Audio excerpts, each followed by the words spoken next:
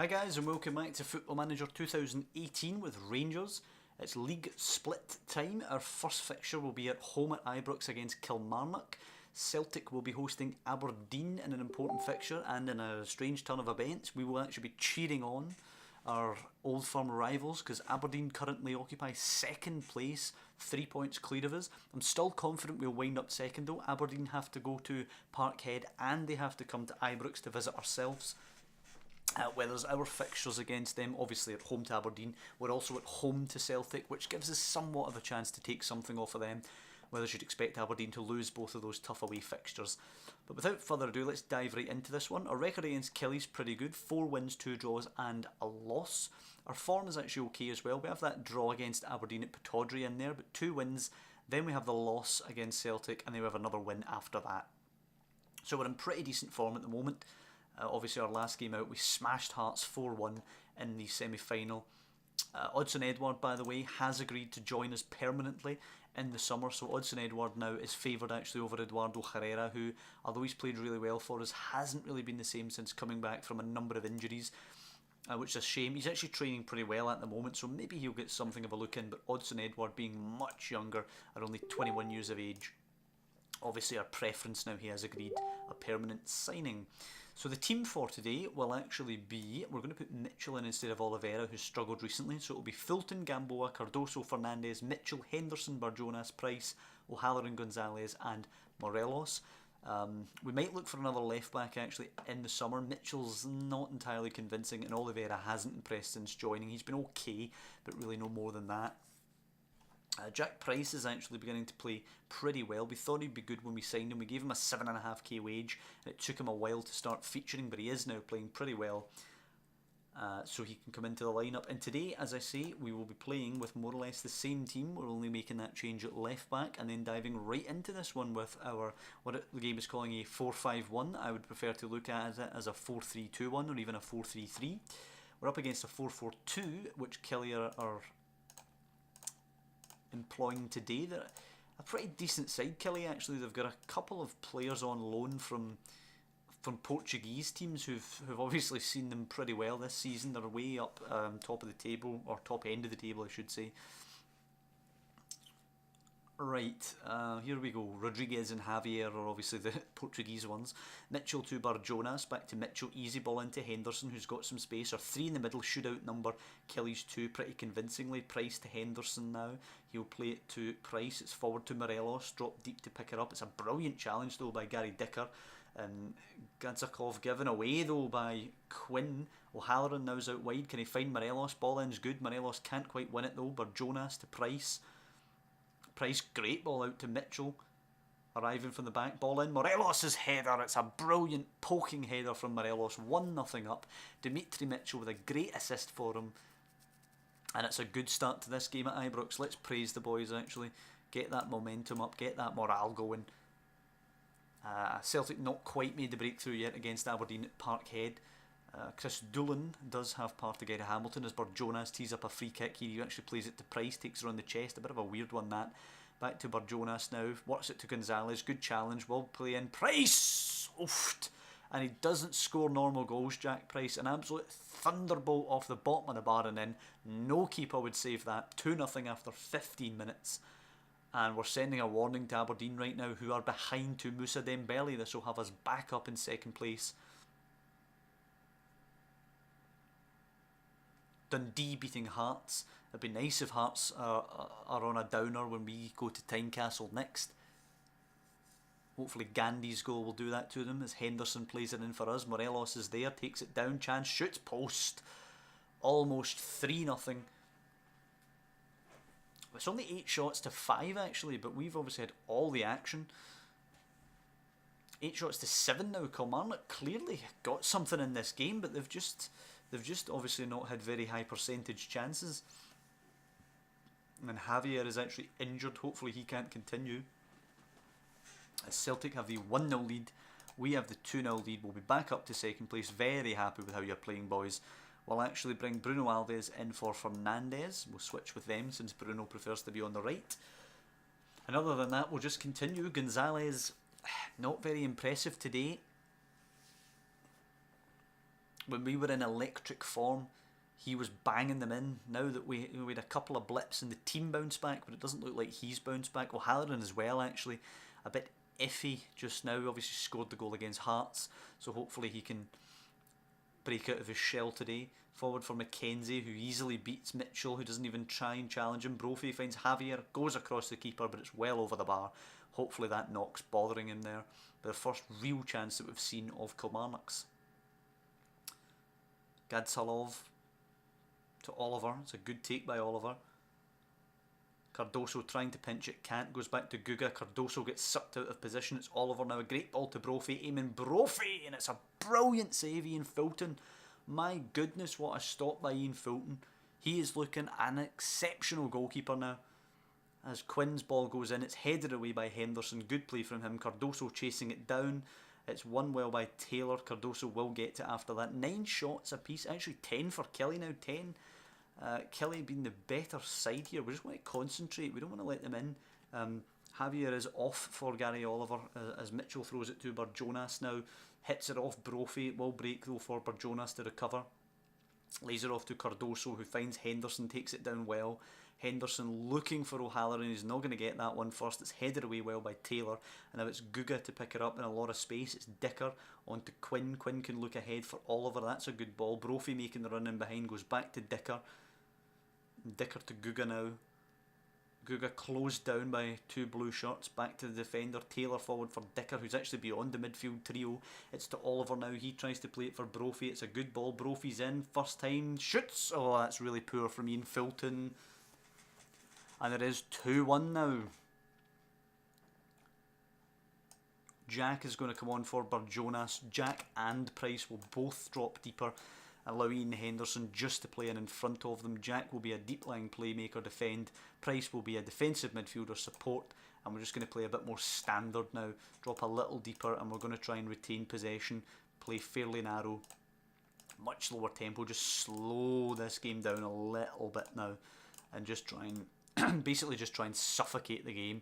If you recall before, we were 3-0 up at half time against Kilmarnock at Ibrox previously, and they ended up coming back to 3-2, so we can't be letting them score that many goals this time, or we will of course only be walking away with a point here. We're going to bring on Odson Edward now for Morelos. That gives us somebody to hit should we choose, as Lee Griffiths doubles Celtic's lead at Parkhead. We're going to just drop deeper and try and contain. 5 minutes left here. Kilmarnock with 13 shots to our 11, 6 on target to our 4. Kilmarnock have been the better side after we bossed the early stages of the game. Henderson now, a minute to go as Liam Henderson puts it into the Kelly box. Header away. Henderson will pick that back up, plays it to Price. A minute left in this game. Henderson for Mitchell. It's not a good one. Nelson will clear that. Picked up though by Alves. Henderson now. Mitchell. We just retain possession here. Gonzalez, oh, a lovely move. Gonzalez going wide, whips it in for Edouard, away by Nelson, picked up by Henderson, into a shooting position, tees up O'Halloran, O'Halloran shoots! It's a brilliant finish, Michael O'Halloran, 3-1. And thank goodness for that. That'll be us back to second place. Obviously, we increase our goal difference advantage by 4 over Aberdeen today, so they won't be catching us on goal difference. It's down to the points now.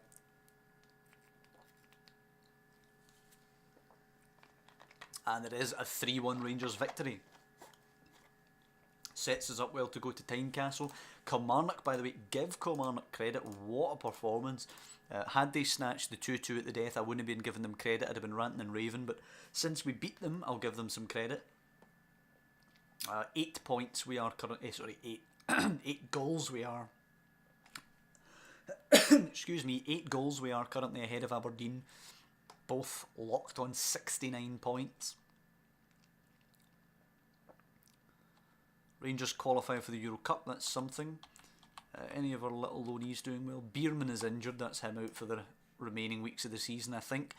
Dapo Mavidi against Dundee for Dundee United did not do anything. They went down to Falkirk. Good game for Finlayson. Good game for Wilson, who's actually impressed when he's been out on loan. Couple of iffy performances. Good performance. Zach Rudden scores a goal in Ross County's 2-2 with St Johnstone. And man of the match, suddenly Michael O'Halloran, even though I was slagging him off at half time in that game against Killie there. And Aberdeen actually lost someone to a red card, I think, there during their game against Celtic.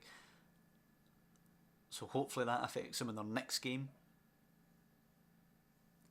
We're going to Tynecastle, of course. Needing to get the 3 points there to keep the train rolling.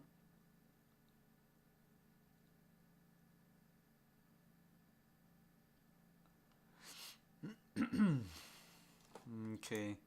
5 days till that game, of course. Now we all play at the same time, so we won't know any results before that. Steve Clarke of Killie claims Manager of the Year, definitely deserved. I'm second, don't know if I deserve that.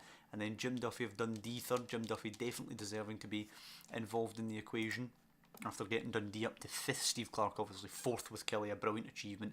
Aberdeen are away at Killie actually when we're away at Hearts, so it'll be interesting to see if Aberdeen can bounce back from the loss at Parkhead against Killie. I actually have a sneaky feeling Killie might actually get something against Aberdeen. They played really well, of course, at Ibrox just now against ourselves. So hopefully they can do something at Rugby Park, at home against an Aberdeen side who will be missing a player and who just lost at Parkhead. Hopefully Aberdeen.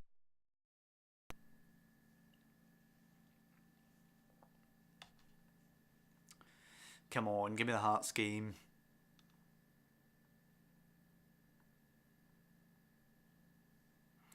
PSV and Dynamo Kiev with away victories. It's going to be a pretty lame Europa League winner. It'll either be Espanyol, Sampdoria, Dynamo Kiev or PSV.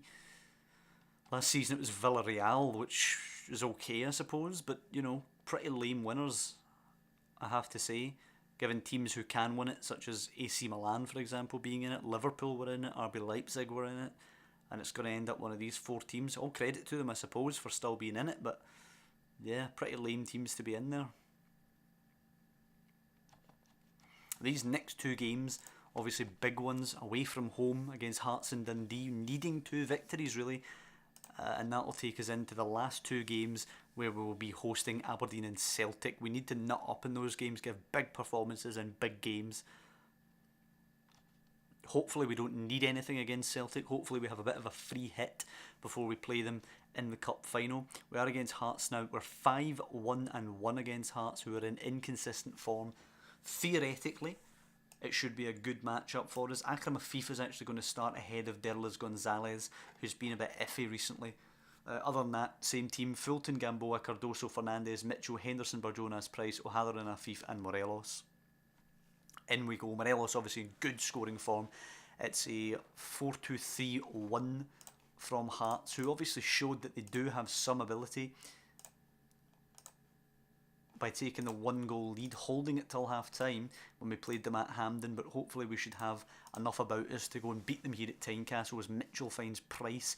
Aberdeen, Rugby Park, obviously one we're keeping an eye on. Hopefully Manager of the Year Steve Clarke will be buoyed from winning that award and will get a performance out of his team. Hearts, by the way, absolutely on top of us here in the opening 15, over 60% possession, 3 shots to none. Lafferty to Agyepong, and I don't like the looks of this. Stephen Quinn puts Killie ahead at least, as Kyle Lafferty now will play in Goncalves, who scored that goal at Hampden. It's a brilliant block by Mitchell and Cardoso together. Boabin chasing it down. Morelos trying to get close to him. Boabin though, his Hearts.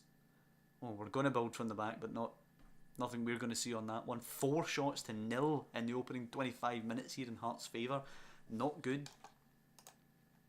We're going to demand more as Aberdeen through Wright equalise at Rugby Park. We've still not managed a single shot as we're closing in on half time. Boabin's corner now for Hearts. In that will go Manuel Thomas down, Penn. And it's such a cheap way to give Hearts the chance to score here. Is that Lafferty stepping up? Come on, he's already blazed one against us previously. If it is him, it is. It's Agent Lafferty. Come on, for the boysies. No, he scores this one. And just as it was at Hampden, we're approaching half time. We are at 1-0 down against Hearts, which will boost Aberdeen back up to second place. But Can we grab that equaliser before half time? Fulton now, we're actually still chasing our first shot of the game. O'Halloran jumps, but it's headed away from him.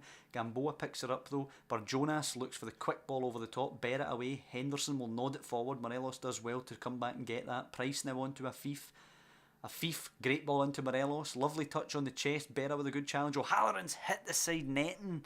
That's a huge chance, and O'Halloran has to be scoring. That has to go back across the keeper. We've managed a couple of shots now, but 7-2 the shot count in Hearts' favour. Not a good half for us. Not a good performance. Where is your passion indeed? Exactly what we told them at Hampden Park. We're going to bring on Gonzalez for Afif, and we're going to throw odds on Edward up there. He got a goal for us at Hampden Park. Hopefully he can do the same here at Tynecastle. Push forward. We need to score. Suter playing it to Johnson now, who plays it to Boabin. We need to strike quickly. Lafferty actually over a free kick, scoops it forward. Johnson rises, flicks it on. It's hit the top of the bar and gone over. No real danger there, but Hearts 9-2 in their favour now in the old shot count. As Scott Sinclair puts Celtic ahead of Dundee. This could be the day where Celtic win the title, perhaps. I'm not entirely certain on that one. Now, what do we do? What do we go to now? Let's push up Mitchell and Gamboa. We'll leave the two at the back. We'll see if this gets us anything. Gonzalez now, we're going to give this away, aren't we? Gamboa now, round the corner to O'Halloran. It's a good ball, has to square it. O'Halloran does cut it back, it's blocked. Gamboa now, angles it in. Gonzalez, it's wide. It's overload time. As Barjonas puts one into the box, Cardoso rises, flicks over the bar. Never really much danger out of that one. We're at least having a go at this point. Bring on Houston maybe. We'll bring on Jordan Houston for Christian Gamboa, because why not? It's still 1-0 to Hearts here as we approach the last 15 minutes. Last 10 minutes now. Kilmarnock through Gary Oliver have retaken the lead, and this is not how we want to maintain our position over Aberdeen, but do you know what? Kilmarnock doing us a favour at least. As Celtic go 2 up, I mean Barjonas is now going to have to push up. Henderson as well will push up. Price can maintain in there. Henderson advanced playmaker support. Barjonas attacking midfielder attack. And we're just going to have to throw it forward here. Pump the ball into the box, route one, shoot on sight. Pretty much as reckless as we can be. Can we shout anything at them? Nope, so this is all we can do. We've had our last throw of the dice. We're going down to a Kyle Lafferty penalty, it looks. Yep, absolutely. Hearts easily negotiate the end of the game, headed away by Edward, but we have lost 1-0. And you have to say that was the first half where we lost that game. Second half we were in it, but first half we were terrible. I mean, okay, you say we only went down to a penalty, but we didn't deserve anything. And we have Kilmarnock to thank for where we are now. 9 points left available, and we need to take all 9 of them to improve on last season's points tally. I don't think we will improve on last season's points tally. It's a poor defeat, our second defeat of our tenure here to Hearts. A goal for Dapo Mabudi at least is positive. In the Dundee United game, Bates playing pretty well. McCrory doing well against Aberdeen. At least we can say Big McCrory won his, well, didn't win as the position of second, but has helped maintain the position of second. More than you can say for the rest of the boys in the team, and there will be a change before we play Dundee. I think we'll go 2 up in that game. Zach Rudden also playing well, gets one of Ross County's goals and assists the other. Well, that's going to do it for this episode.